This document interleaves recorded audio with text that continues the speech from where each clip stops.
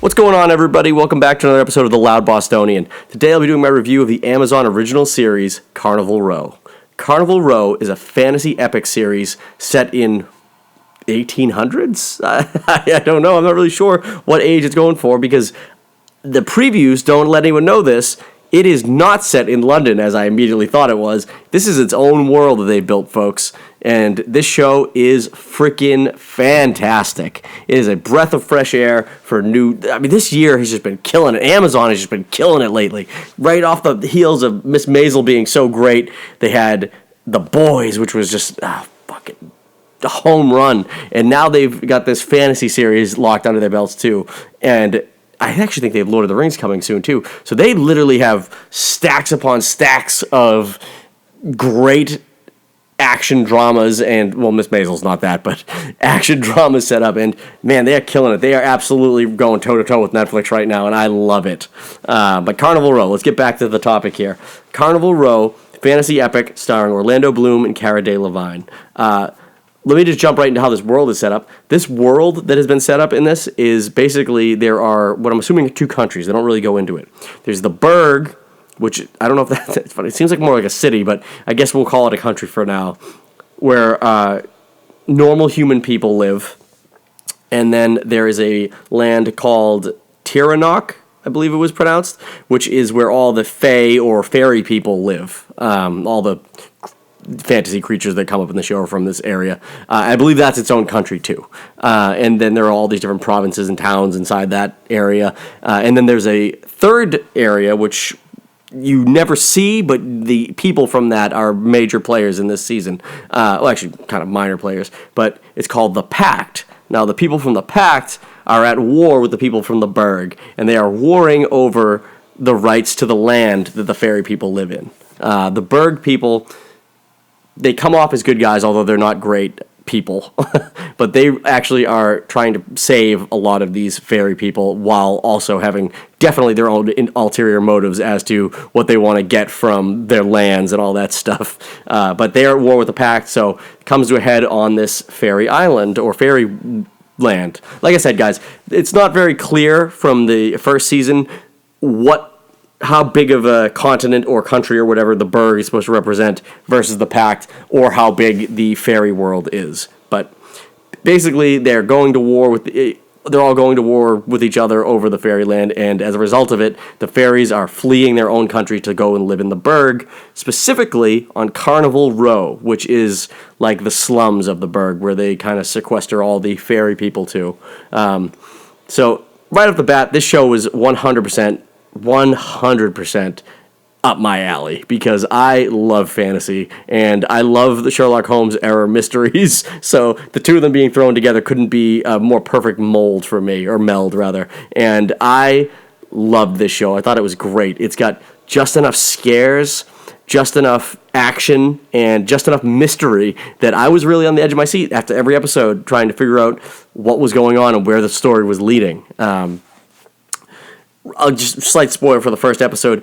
The big plot line in this show is that Orlando Bloom's character and Cara Delevingne's character have a past together. So during the war in the Fae world, they had come into contact with each other, and they'd fallen in love and all this stuff, and they had a romance, and they got separated. They get separated, and he goes back to the Burg. She stays in Tiranoc. So they haven't seen each other for years. They are forced back into each other's lives when she flees Tiranoc finally and makes it to the Burg.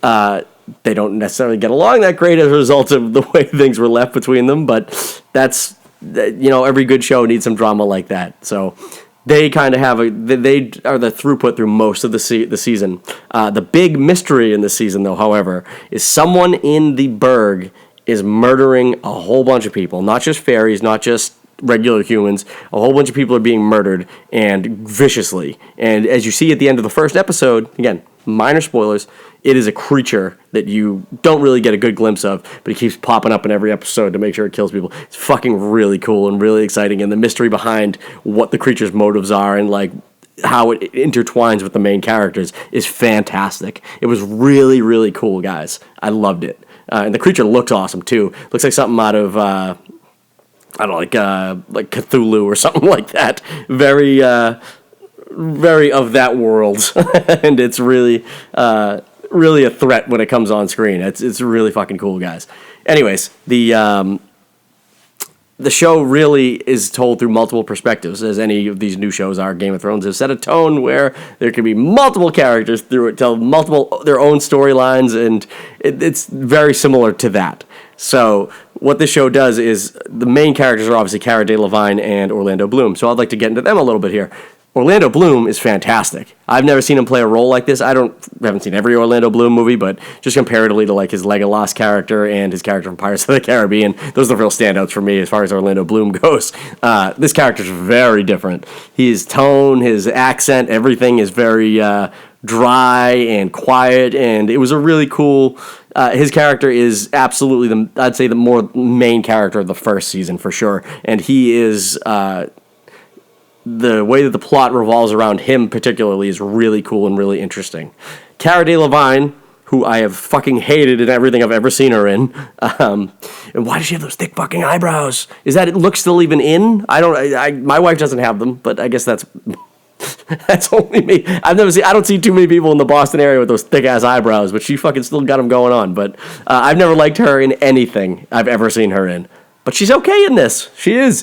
And I don't know where she's from originally. I don't know if she actually is English or Irish, but they give her a really thick Irish accent. And you know what? I never saw a scene where she slipped out of it. So I thought she was really good in this comparatively to the rest of the work she's done. It's almost Oscar caliber compared to the other things you've seen her do.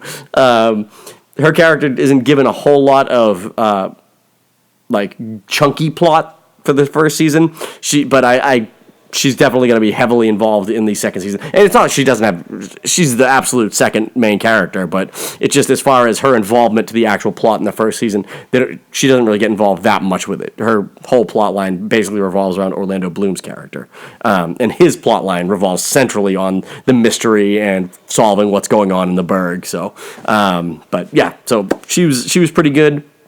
The other actors, I don't know any of their names, and I apologize for that, but the story is really split into like a couple other perspectives as well. There's a family who you meet in the first episode who's fallen on hard times, and they need to figure out what they're going to do financially. They're a rich family, but they have fallen on hard times to keep their status, and it's a brother and a sister, and they're developing a plot where a new neighbor's moving in, and he happens to be a puck, which a puck in this world is a fawn or a half goat man, if you would. He's a normal man from chest to face, except he's got horns and he's got fucking goat legs. So he moves in across in their rich neighborhood, and they think they can use him as a way to kind of get money from him while providing him the service of getting him into their societies and the places he can't get to on his own, being a fawn character. So that was a really good dynamic. The actor who played the puck was awesome. He nailed every scene. He was given 100% everything he was in. The actress who plays the sister, at first I hated her guts. This is one of those characters who kind of does, and you saw it in Game of Thrones a lot, a character who has a complete 180 by the time the season is over. And her interactions with the goat man by the end of the first season, I really was rooting for her as a character, so that was really cool. Brother's kind of the same shithead the entire season, so do as you will with him. The other main plot line revolves around a politician in the Burg. This politician is the highest seat of the politicians in their area, and it's basically revolving around his family and what their tie-ins are to holding their footing as the main politicians of the Burg. And the politics are only so-so this season. They don't really... It was kind of the weakest storyline, but it ties into the main storyline that's going on at the end, and it's really cool when it does. Anyways, guys, I could talk about the show forever, but the action's good, the drama's good, the set pieces, especially in the third episode, best episode of the entire season. That episode is entirely flashback and set in Tiranoc during the war, and it was fucking great, man. That episode was beautiful. Some of the best set work I've ever seen on a TV show, in a movie even. I 100% believed that it was the fairy world, and that it definitely had its views, and it seemed different than what you got when you went to the Burg, which obviously, but it was gorgeous, and it was they spared no expense on that set for sure. But I love this season. I thought it was so good. I can't wait for next season. I couldn't stop watching this. There's 8 episodes. I flew through them in probably 2 days, which is a lot when you have 2 little kids and a wife who doesn't let you watch that much TV running around. So, I don't know. I loved it, guys, but I want to know what you guys think. What was your favorite episode of the first season? Who were your favorite characters? And what do you want to get out of season 2? Hit the like button, subscribe to my channel, let me know in the comments. We'll see you next week.